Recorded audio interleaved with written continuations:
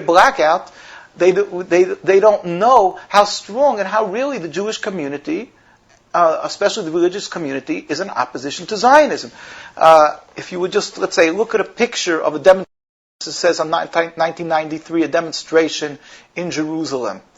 Thousands and thousands of people, thousands as far as your eye can see, tens of thousands, they have hundreds of thousands. And here you have in Bnei Brak a demonstration. Again, as far as your eye can see, demonstrating. It's all totally anti-Zionist over there in Bnei Brak. You have, on every occasion, like this is a book we compiled that has demonstrations and letters and articles of the Jewish people standing in opposition to Zionism, documents. It is a tremendous. This is just a drop of what there is. I'm just one of many. But we had actually a year ago. We had this large demonstration that the police gave us an estimate, I think, of 30 to 40,000. We had much more demonstrating against Zionism in New York. We have. So the question is why you don't know about that.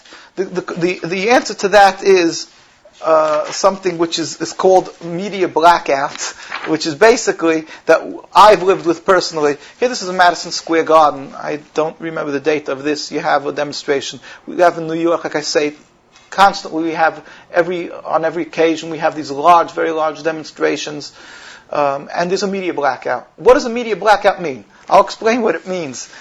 It means that when they'll make a demonstration against the Palestinian mission of 50 people to 100 people, and maybe even less, they'll have covered in all the television stations. They'll have it covered on all the newspapers. And yet, when we will go out, which we just, like I gave this last year, we went out with between 30 and 40,000 police estimate. We had more. And yet, the New York Times didn't mention it. The Post didn't mention it. The Daily News didn't mention it. None of them mentioned this. Why? What is going on here? And don't think that they didn't know about it or they weren't there. We have many times long interviews. And yet it would never reach it would never reach the print. It's just mind-boggling. It just doesn't we can't understand. The reason is because the Zionists have it down pat. They have the politicians they have under their hands with AIPAC.